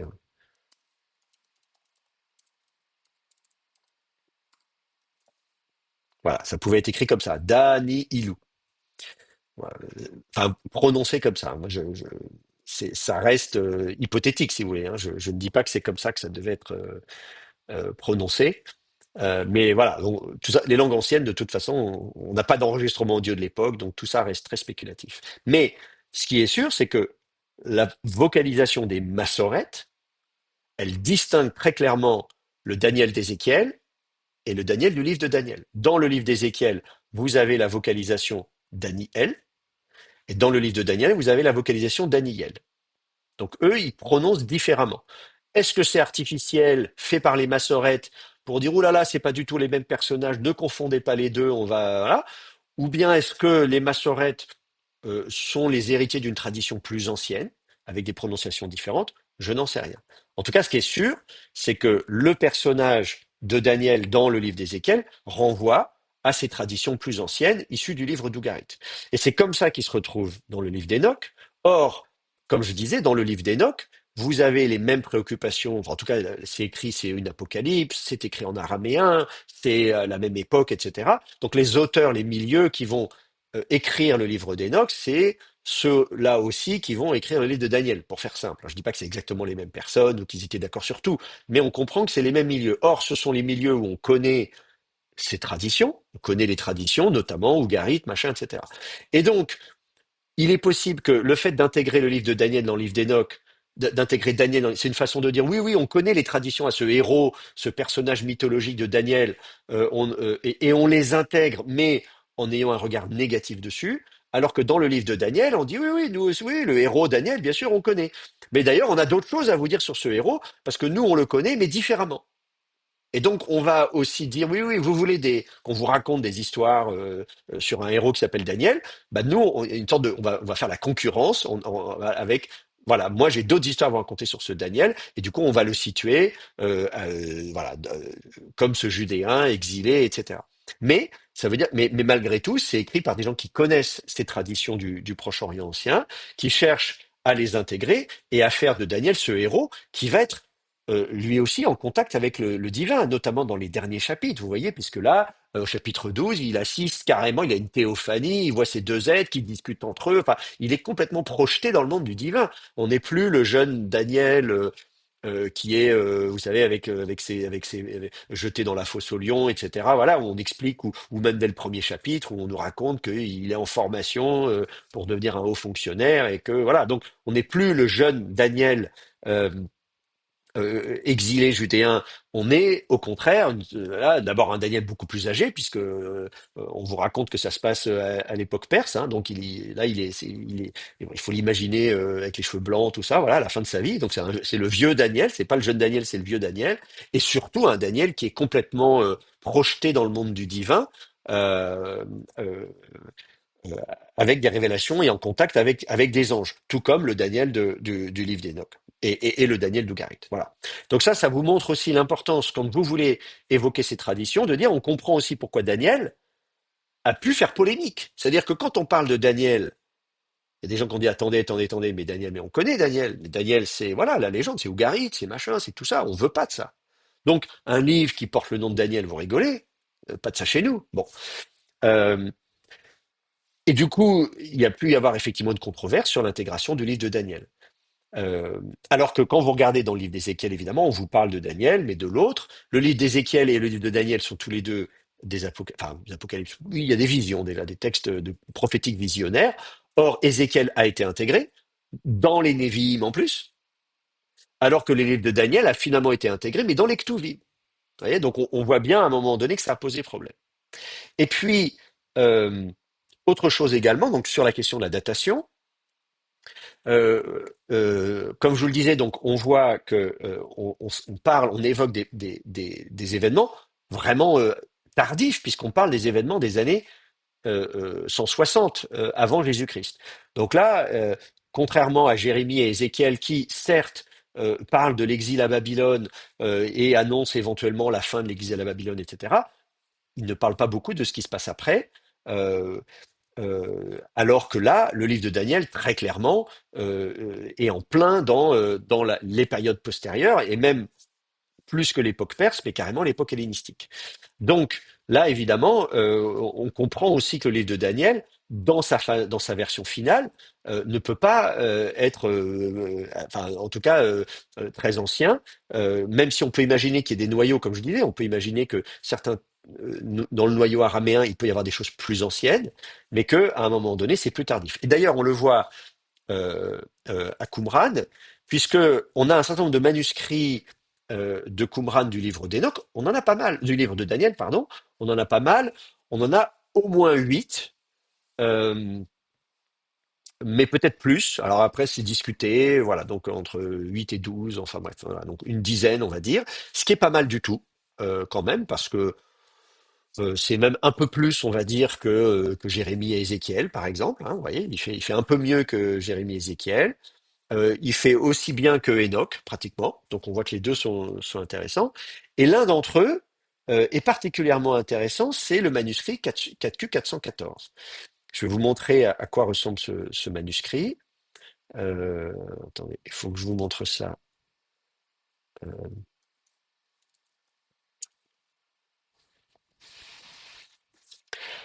Le manuscrit 4Q 414, quand vous regardez les manuscrits de Qumran, donc vous avez le site, hein, vous avez une base de données photographique maintenant, Dead Sea Scrolls en anglais, .org.il. Et là, vous pouvez explorer, comme on dit, et là, vous pouvez même très rapidement, si vous cherchez une référence précise, vous tapez 4Q 414, pardon, 4Q 114, et hop, on vous donne les photos. Et donc, vous pouvez voir à quoi ressemble ce manuscrit. Là, vous avez une photo, par exemple, en couleur. Alors, vous voyez que les manuscrits de Qumran sont toujours très fragmentaires, hein. Vous avez comme ça euh, quelques lignes seulement de préservées, et encore, il y a des trous, enfin voilà. Si vous avez un bon logiciel comme Accordance, bah, vous avez aussi euh, des manuscrits bibliques. Donc, par exemple, si vous regardez 4Q 114, vous allez le trouver. Je vais vous le montrer. 4Q 114.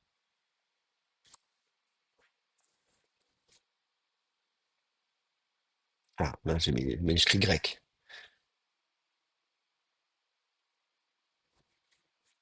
Voilà.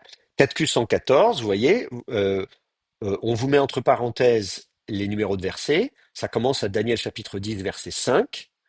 Bah, le texte est fragmentaire, évidemment, et vous avez comme ça un bout de Daniel 10. Donc c'est la dernière section, cette section en hébreu, avec cette grande révélation, et vous avez le chapitre 11, notamment, qui est préservé, et qui vous raconte donc toute cette période, et notamment la crise maccabéenne. Alors, ce manuscrit a fait l'objet récemment, figurez-vous, d'une datation au carbone 14.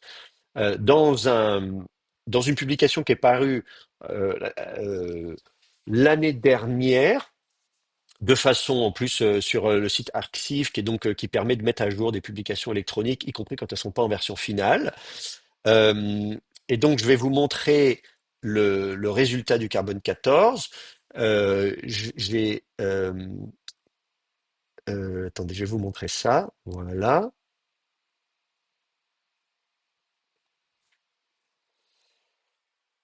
Voilà ce qu'a donné le carbone 14. Le carbone 14 a dit que le fragment date d'il y a 2868 ans, plus ou moins 15 ans, ouais, par rapport à l'époque moderne. L'époque moderne, c'est les années 50, hein. Quand on calibre, on parle des années 50 parce que c'est dans les années. 50, enfin, fin des années 40, début des années 50, que la technique de carbone 14 a été développée. Pour rappel, le carbone 14, c'est l'idée de dire, tout, si vous avez en vous des atomes de carbone, et on en a, c'est le principe de la chimie organique, hein, de tout ce qui est vivant, végétal, animal, est composé de carbone, hydrogène, oxygène, azote, CHON, hein, c'est les quatre. Enfin voilà, je ne veux pas vous faire un cours de chimie organique, mais voilà, donc on a beaucoup de carbone en nous.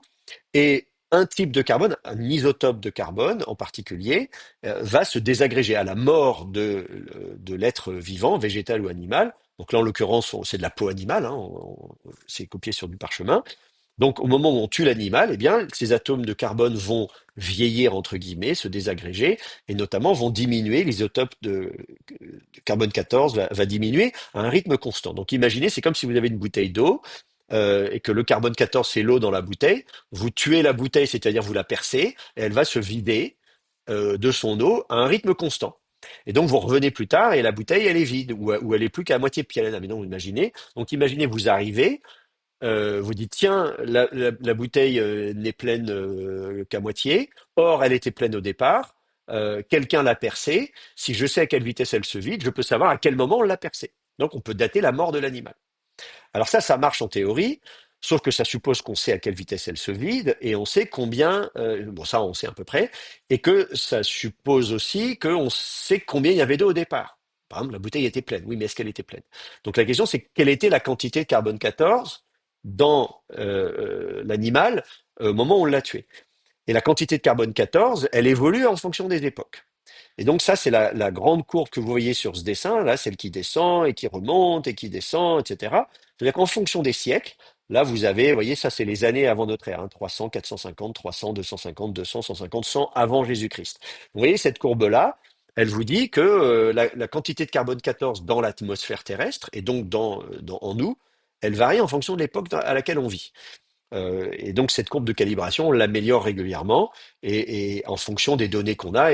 Bah, par exemple, si vous voulez savoir comment on fait, on prend, vous savez, les arbres. Vous savez que quand vous regardez les cercles, là, c'est les écorces chaque année. Et donc on fait des prélèvements chaque année pour voir dans l'atmosphère combien il y avait de carbone 14. Donc c'est un peu comme ça qu'on fait. Mais sauf que ça veut dire que, en fait, vous pouvez avoir plusieurs solutions à votre équation en disant, bah oui, s'il me reste une quantité d'eau donnée, donc une quantité carbone 14 donnée, ou bien il n'y en avait pas beaucoup au départ et il est mort il n'y a pas très longtemps, ou bien il y en avait beaucoup au départ et il est mort il y a plus longtemps. Donc vous comprenez l'idée, on peut avoir plusieurs solutions. Et là, c'est ce qui se passe ici, vous avez deux solutions. Les solutions, vous les voyez en bas. Vous voyez, vous avez ces deux cloches là. La première et la deuxième. La première solution, elle n'est pas possible puisque effectivement, on serait au IVe siècle avant notre ère et de toute façon, vu la forme des lettres elles-mêmes, on n'écrivait pas comme ça au IVe siècle avant notre ère. Et puis de toute façon, on fait allusion à des événements qui se passent dans les années 160. Et même la deuxième courbe, bah, elle est un peu embêtante parce que vous voyez qu'on se situe grosso modo entre 200 et 160 avant notre ère. Vous voyez là, un truc comme ça, entre 200 et 160. Euh, on peut même, voyez, en blanc, là, bon, la probabilité devient très faible, hein. Donc, ça, c'est plus c'est haut et plus c'est probable, on va dire.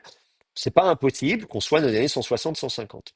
Euh, alors après, comme je vous dis, le problème c'est aussi la calibration. Vous voyez, si on imagine que dans l'atmosphère, ici cette courbe de calibration, ah, il y avait un petit peu plus de carbone 14 que ce qu'on imaginait, ou pour X raison, il y en avait un peu plus, il n'est pas impossible de pouvoir prolonger un peu. Vous voyez, on peut pas dater à 10 années près. Vous voyez ce que je veux dire? Pour moi, les gens qui voudraient utiliser le carbone 14 en disant ah mais c'est parfait, voilà.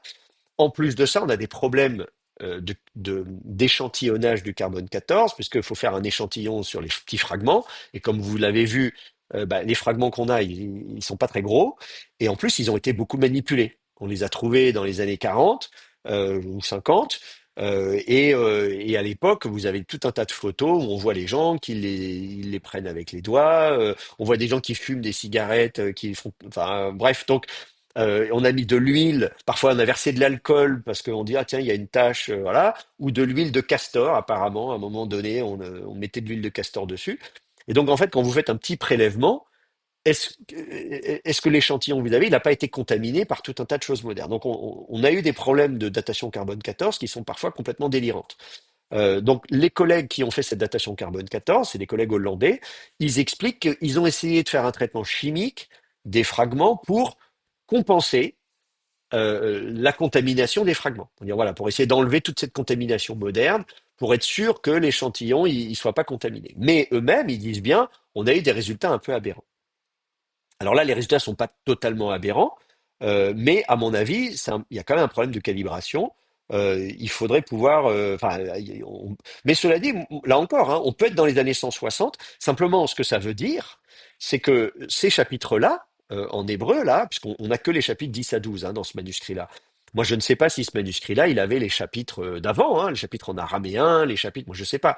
Ce que je sais, c'est que cette grande révélation des chapitres 10 à 12 qui raconte la crise machabéenne dans les années 160 et qui est en plus celle, je vous ai expliqué, qui racontait le plus fidèlement les règnes de justement d'Antiochos III, Séleucos IV, Antiochos IV, c'est que la personne qui a écrit ça, quand même, elle connaît assez bien. Vous voyez, c'est pas très vague, c'est même très précis. Donc, c'est probablement quelqu'un qui a écrit pas très longtemps après.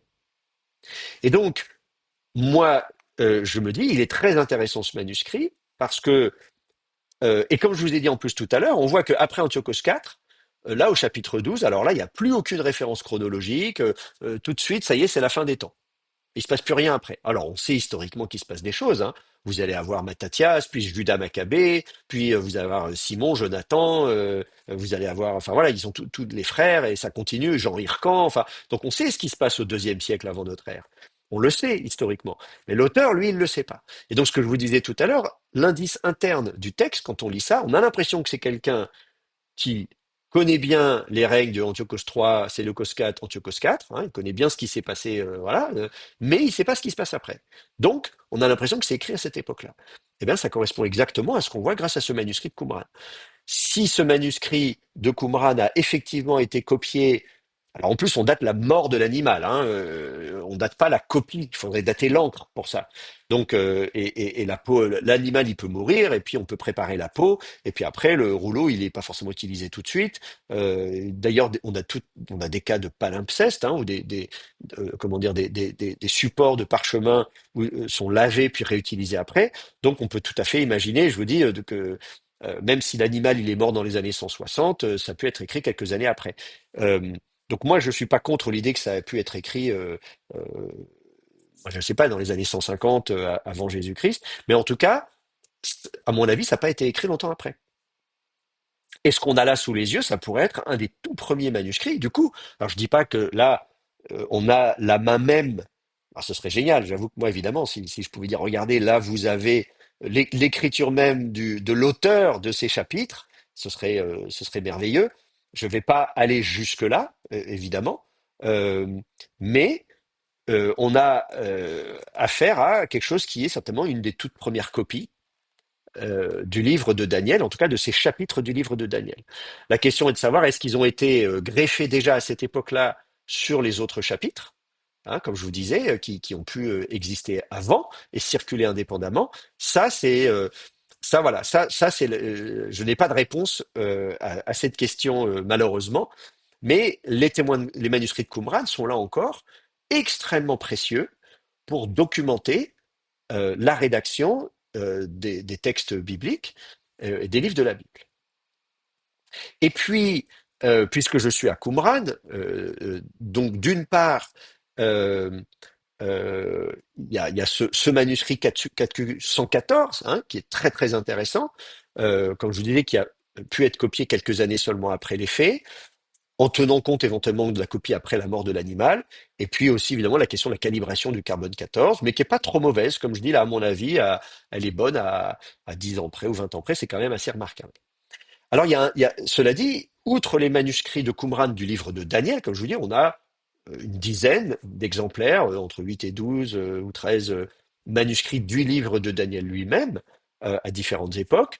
On a également euh, des manuscrits qui sont proches du livre de Daniel, mais qui ne sont pas exactement le livre de Daniel tel qu'on le connaît. Je vais vous montrer à quoi ça ressemble. Donc ça, c'est très intéressant. Vous avez un manuscrit, alors, c'est là qu'il faut que j'aille.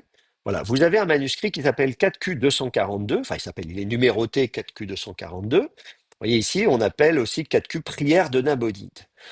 Eh bien, dans ce manuscrit, on vous dit qu'il y a donc la, donc, les paroles de la prière que a prié Nabonide, donc Nabonide, roi de Babylone, le roi grand, le grand roi, etc. Bon, alors c'est en araméen. Je ne vais pas passer trop de temps à vous lire le texte parce que de toute façon c'est de l'araméen. Vous n'avez pas étudié, vous n'avez pas encore étudié l'araméen.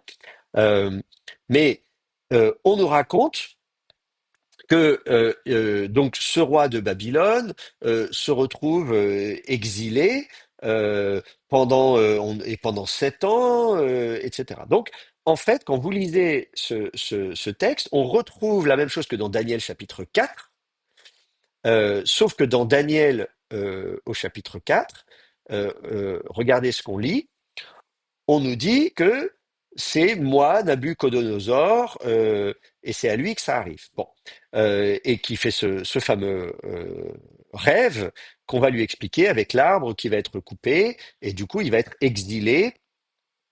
Et puis ça va durer un certain nombre d'années, et après il aura compris.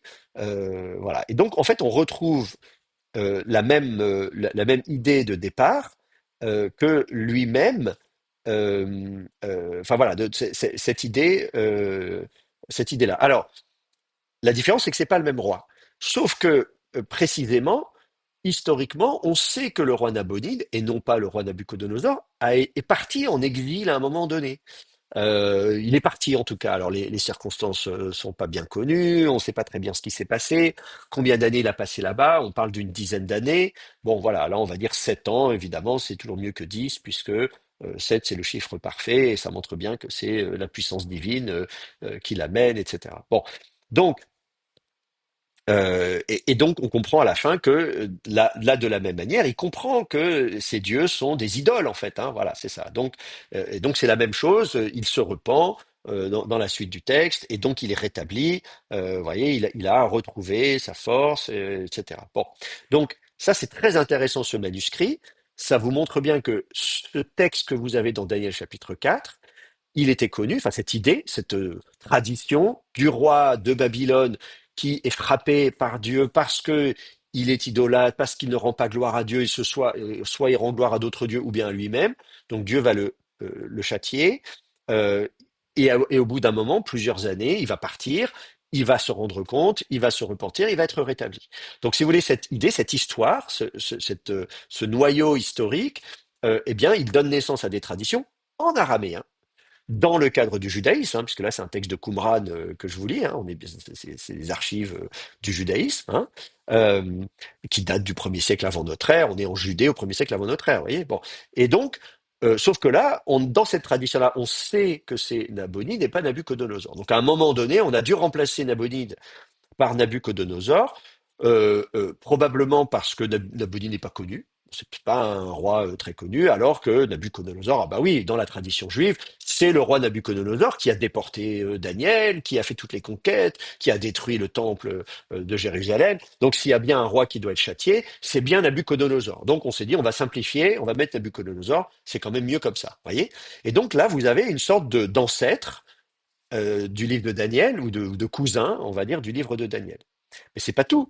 Si vous passez au 4Q 243, manuscrit suivant, alors on les a numérotés, c'est pas un hasard, hein, on les a mis bout à bout, on leur a donné les numéros les uns à côté des autres, parce que évidemment tous ces manuscrits qui viennent de la quatrième grotte de Qumran, en fait qui viennent du marché des antiquités pour la plupart, il y avait des dizaines de milliers de fragments, on a regroupé ces fragments entre eux, on a vu, tiens, on a des fragments en araméen, tiens, ça a l'air, ça ressemble au livre de Daniel, et hop, on a fait cette masse de fragments, et après on a regroupé ces fragments en manuscrits, et on leur a mis des numéros. Et c'est pour ça qu'on dit, tiens, toi t'es 242, 243, etc.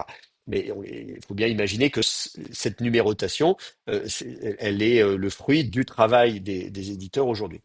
Alors donc dans ce manuscrit, eh bien, en fait, on vous parle de Daniel, vous voyez, ici, là, dès la première ligne, hein, chez Il, Daniel, le Mémar, donc il demanda à Daniel de dire, c'est-à-dire, enfin, en disant, deux points, ouvrez les guillemets, c'est comme vous avez les morts en hébreu, etc.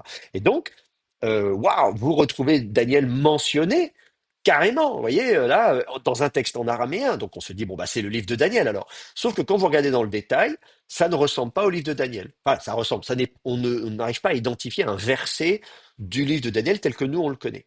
Donc, ou bien c'est le livre de Daniel, mais avec des variantes. Ah, euh, euh, ou bien c'est une autre histoire de Daniel. Mais regardez encore ici, on vous parle de Daniel, on vous parle de Belshazzar, vous voyez, du roi Belshazzar. Donc c'est comme en Daniel chapitre 5, chapitre 7. Donc on se dit, tiens, mais là c'est Daniel 5, Daniel 7, alors là c'est en araméen, et on retrouve tout un tas d'éléments du livre de Daniel. Donc ça, vous avez ça pour 243, 244, pareil. Euh, euh, euh, vous avez 245, voilà, tous ces livres-là, tous ces manuscrits-là. Donc ça, c'est très intéressant, et ils sont vraiment proches du livre de Daniel. Alors, souvent on dit c'est pseudo-Daniel. Voilà, quand on ne sait pas quoi en faire, on dit oui, c'est le livre de Daniel, mais en même temps, c'est pas le livre de Daniel tel que nous on le connaît. Donc on peut imaginer que ça faisait effectivement partie du livre de Daniel, mais dans une version qu'on ne connaît pas. On en avait discuté avec le livre d'Esther, vous voyez, si vous vous fondez que sur la version hébraïque du livre d'Esther, il y a plein de passages que vous n'avez pas, alors que vous les avez dans la version grecque du livre d'Esther. Et ben c'est pareil pour Daniel d'ailleurs. Il y a aussi des passages en grec, disons dans la version grecque du livre de Daniel. En plus, vous voyez, donc on sait que le livre de Daniel a continué à être étoffé. Il est possible que ces manuscrits-là aient fait partie, mais comme ils sont très fragmentaires, d'un rouleau de Daniel, un peu plus étoffé que la version que nous on a, mais comme on ne sait pas et qu'on n'a pas de modèle et que ça correspond pas non plus à la version grecque, etc., bon, on les a mis à part. En 246, vous avez aussi un texte intéressant qui est aussi en araméen, qui nous parle aussi la fin des temps, donc c'est aussi un texte eschatologique avec une guerre, et puis la venue d'un personnage qu'on appelle le Fils de Dieu, en plus, voyez. Donc Brédiel ou Bras, ou Bré, enfin ça dépend si vous pensez que c'est l'état emphatique ou un pronom suffixe, mais je ne vais pas rentrer dans les détails. C'est de l'araméen tout ça. Bon, donc le Fils de Dieu, waouh! Donc vous voyez là, alors là on nous parle dans Daniel aussi, on nous parle du Messie, on nous parle de plein de choses. Donc vous voyez, ce livre-là ne mentionne pas Daniel, mais on peut quand même voir des affinités, en tout cas avec la littérature qu'on retrouve dans le livre de Daniel. Dans 4Q 248, vous avez un texte qui cette fois-ci est en hébreu, mais qui correspond à Daniel 11 et 12, où vous avez des invasions de nations étrangères, et on vous parle d'Alexandrie, etc., etc. Donc on se dit, tiens, ça fait référence probablement à ce qui se passe, là encore, avec Antiochos IV. Vous voyez, voilà, il n'est pas mentionné, mais vu ce dont on parle, on se dit ça correspond assez bien, puisque donc Alexandrie c'est les Lagides, donc c'est les guerres entre les Séleucides et les Lagides. En tout cas, ça correspond exactement à ce qu'on a à cette époque-là, et donc dans Daniel chapitre 11, quoi. Mais cela dit, et c'est en hébreu, et ce qui est intéressant, c'est que Daniel 11, justement, ces chapitres-là sont aussi en hébreu dans le livre de Daniel. Donc là encore, on peut se dire, tiens, est-ce que c'est aussi, ça pourrait faire partie du livre de Daniel dans ces chapitres en hébreu? Bon, bah, sauf que non, ça correspond pas non plus exactement. Donc on ne sait pas. Bon, voilà, c'est proche, mais sans qu'on puisse en dire plus. Ensuite, dans 4Q 552, ah, j'ai mal tapé ma référence. Le manuscrit 4Q 552, c'est pareil. C'est aussi un texte. Alors, on revient en araméen cette fois-ci.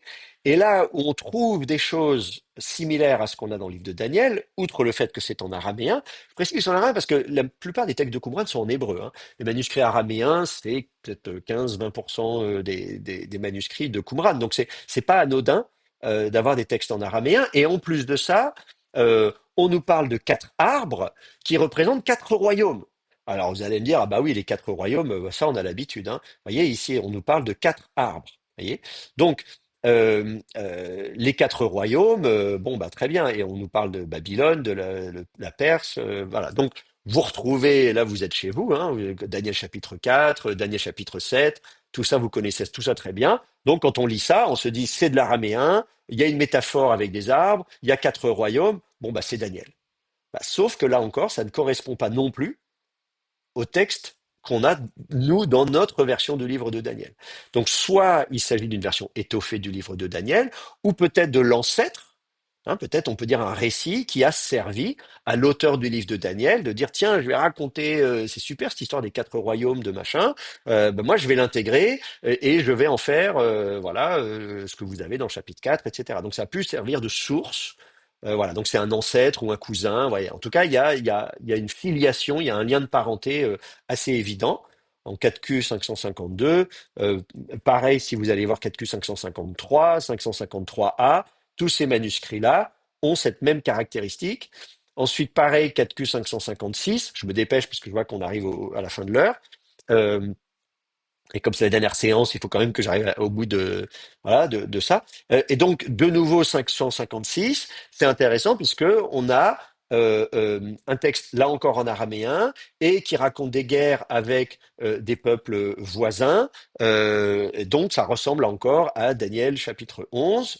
Euh, 4Q 557, vous avez l'apparition de Gabriel, regardez ici, hein, Gabriel Malacha, donc Gabriel l'ange, hein, l'ange Gabriel, en araméen.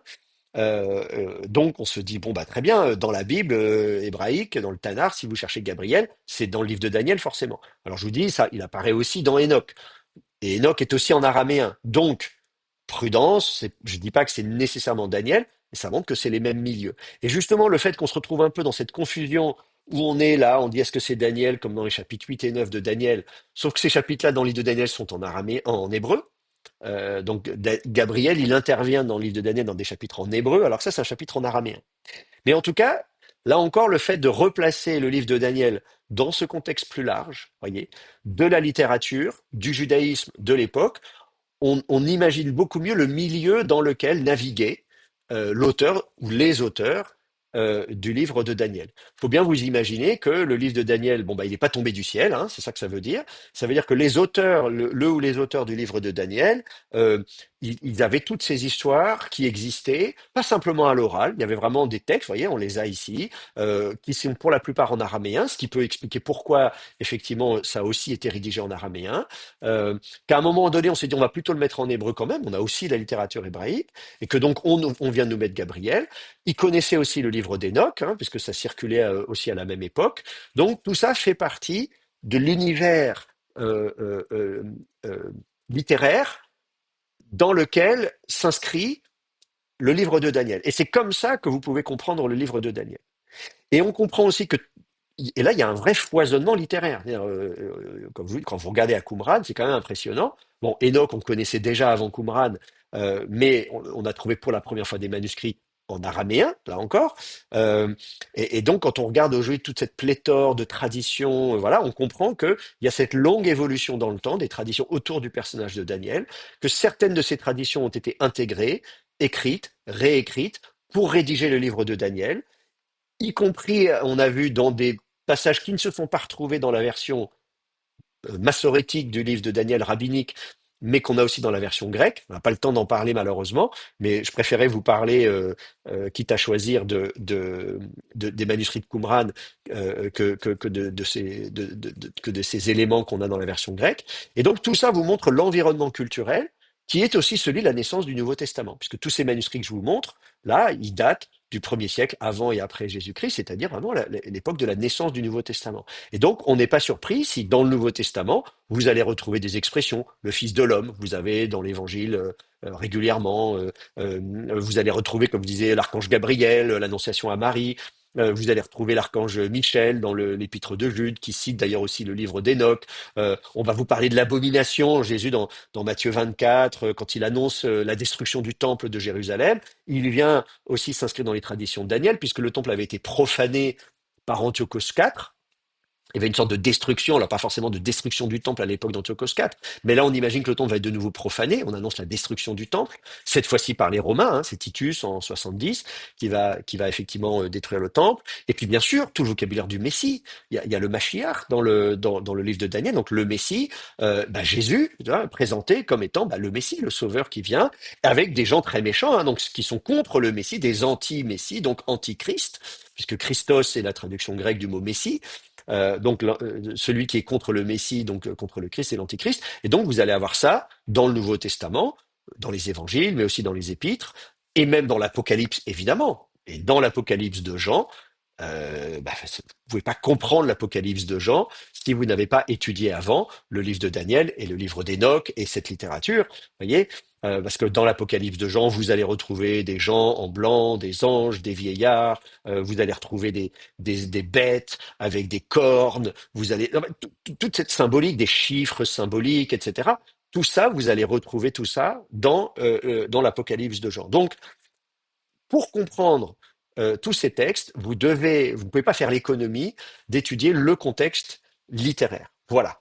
Et donc, sur ces bonnes paroles, je ne peux que vous encourager à étudier davantage le livre de Daniel, toute cette littérature apocalyptique, comme on dit, Daniel, Enoch, les textes de Qumran, l'Apocalypse de Jean, pour comprendre en fait l'évolution du judaïsme à l'époque, également l'attente messianique du judaïsme à cette époque-là, en disant on attend des sauveurs. Alors est-ce que ça va être la famille Maccabée, les Asmonéens est-ce que ça va être au contraire une fois qu'il est l'arrivée des Romains, on se dit bah de nouveau on attend un Messie. Est-ce que ce sera quelqu'un qui sera un Messie armé ou bien au contraire plutôt un être divin?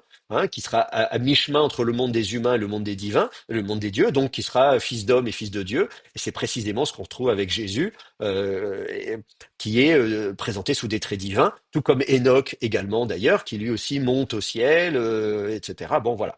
Donc il y a une vraie continuité, et donc cette partie des Ktuvim, cette troisième partie, pour conclure plus généralement sur la partie des Ktuvim, eh bien elle est là. On est aux frontières de la Bible hébraïque, et cette,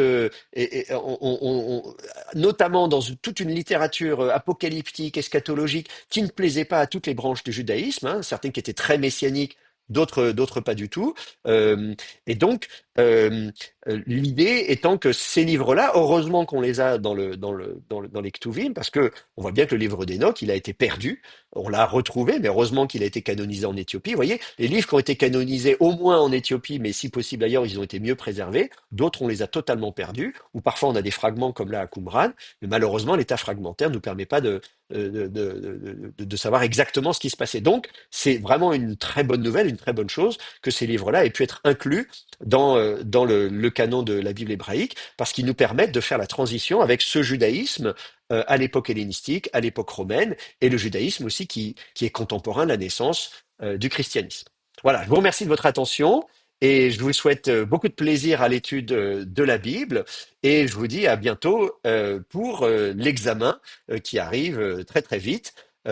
Travaillez bien et je reste à votre disposition bien sûr si vous avez des questions.